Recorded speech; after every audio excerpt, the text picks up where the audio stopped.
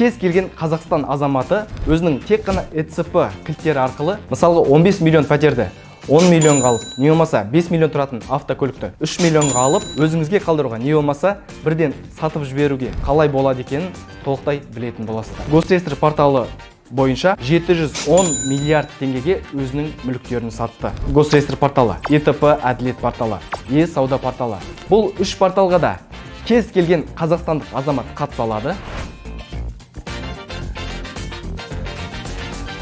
Ассаламағалейкум қазақ елі, қалдарыңыз қалай? Бұл видеоны соңына дейін қарап шығыңыз, себебі сіздер бұл видео арқылы нарықтан әлдеқайда төмен бағада, мысалға 15 миллион пәтерді 10 миллионға алып, не болмаса 5 миллион тұратын автокөлікті 3 миллионға алып, өзіңізге қалдыруға, не болмаса бірден сатып жіберуге қалай болады екенін толықтай білетін боласыздар. Бұл шығып жатқан пәтер, не болмаса жер, не болмаса автокөліктердің барлығы электронды сату алаңдары арқылы жасалынады.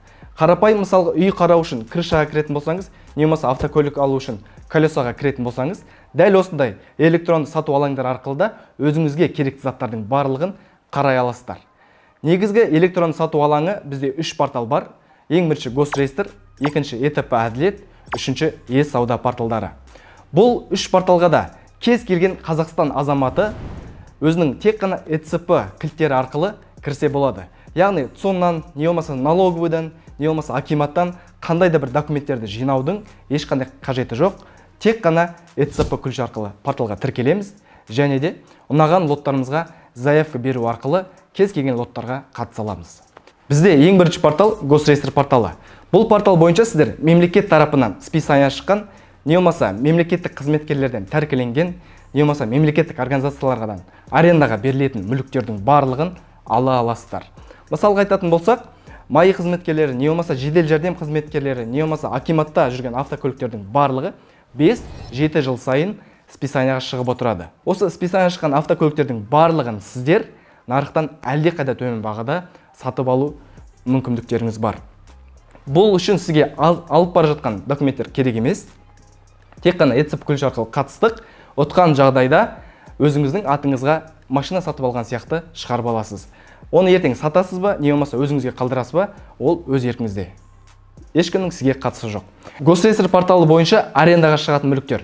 Мысалға, больницаларда, мектептерде, балабақша, тағы да басқа мемлекеттік организациялардың столовойлары, буфеттері, және де мысалға ауыр техникалар мемлекет тарапындағы, сонымен қатар мысалы парктерде тұратын, 1-2 квадрат метр жерде балмұздақ сатып тұратын, тағы да басқа заттар сатып тұратын жерлердің барлығы осы Госреестр порталы арқылы кез келген қазақстандық азаматтарға арендаға беріледі. Сіз де осы портал арқылы арендаға алып, өзіңіздің жұмысыңызды жасай аласыз. Егер өзіңіздің қолыңыздан келмейтін болса, субподрядчик ретінде екінші кісіге бере аласыз.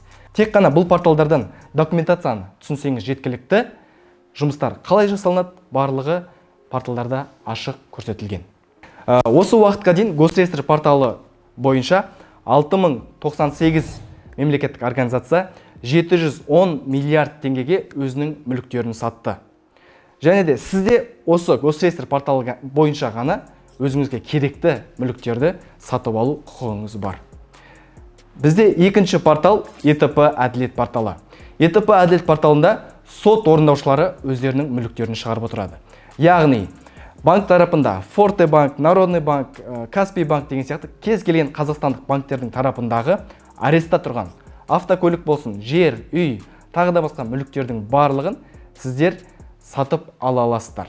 Және де, мысалға өзіміз көрген 9,5 миллион теңгеге Camry 55, не болмаса 7 миллион 400 мың теңгеге Kia Cadenza деген сияқты мысалға автокөліктердің барлығын осы ЕТП әділет порталы арқылы сатып алу мүмкіндіктеріңіз бар. ЕТП әділет порталындағы ареста тұрған автокөліктердің барлығын ертең ұтқан жағдайда сот орындаушы арқылы 10 күннің ішінде атыңызға толықтай шығарып аласыздар. Мысалға сізге ұтқан жағдайда ГАИ мен мысалға ЦОНның ортасында жүгіріп жүрудің ешқандай қажеті жоқ. Барлығы онлайн түрде жасалынады, сот орындаушының көмектесуі арқылы. Мысалы Каспий банкты ареста тұр деп есептейік. 3 күннің ішінде ол банктен аресттен шығарасыз. Тағы ар жағында 3 күннің ішінде ГАИден аресттен шығады. Аресттен толықтай шыққаннан кейін ЦОНға барып атыңызға шығарып аласыздар. Және де ұтқан суманың ішіне жаңа машинаның штрафтары, барлық налогтардың барлығы сол суманың ішіне кіреді. Қандай өзіңізге ұнаған суммаға оттыңыз, одан артық сіздің қалтаңыздан ақша шықпайды. Бізде үшінші портал e-сауда порталы. Бұл порталда мемлекеттік емес организациялар өзінің мүліктерін, списание шыққан мүліктерін шығарып отырады.